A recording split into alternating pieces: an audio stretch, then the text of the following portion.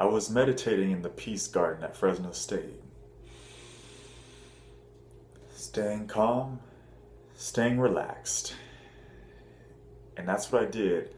And every afternoon, in the middle of break between classes, I would meditate to enhance my sense of well being every single day. Well, my last semester at Fresno State, I ended up taking a class called Intro to Acting.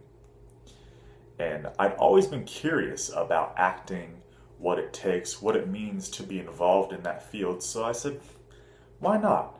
Why not go and experience something different? I mean, it's my last semester, so let's try something new.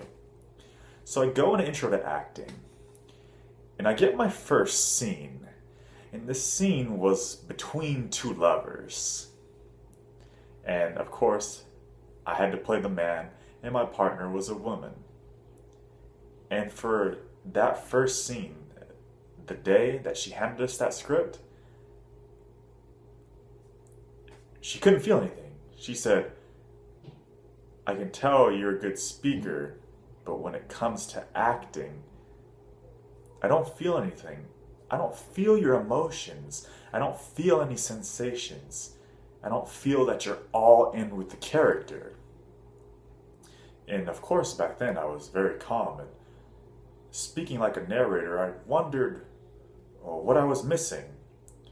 So I stopped meditating, oddly enough, and for the rest of the semester, I worked on trying to get into the character. And when I tried that, in conjunction with stopping the meditation, all of a sudden, I was more in touch with my feelings, my thoughts, and emotions than I'd ever been before. And by the end of the semester, there's a guy in my class, and he's a little sensitive, but it's many people who are artistic. And he said that my last scene was beautiful, and he was crying while he said it. I was sitting back, whoa, I've come a long way. I got in touch with a side of myself I never knew. And after that class, it made my speaking greater. It made it much better. Now granted, I am on this path to become a better speaker, but it allowed me to be more dynamic, to really get into the flow, to feel what I was feeling, and all these different moments that I talk about. And I'm ever so grateful to that class. In fact, if you ask me, my top 3 most important classes I ever took at university, Intro to Acting is in my top 3, believe it or not.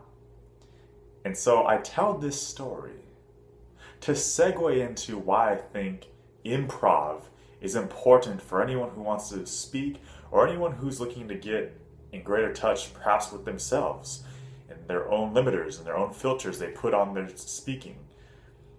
Now, I myself, I'm looking into an improv class right now.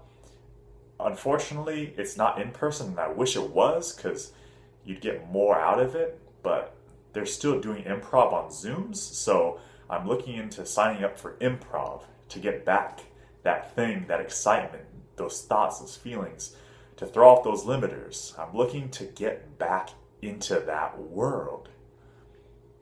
And I know that it's going to be helpful for me. And the reason why I think it's going to be beneficial for anybody else to explore this sort of thing is that when you go through improv, you find out sides of yourself you never knew you had. You find that you're less limited. You find that you can be more creative. And when you're more creative in life in general, it makes everything that much more intense. It gives us the potential to enjoy life to a greater degree. Life has its hardships, it has its struggles, it has its pain. But if we explore with curiosity and creativity, not just the outside world, but who we are in here, we give ourselves a fantastic chance at enjoying life and embracing the journey that each and every single one of us has to make.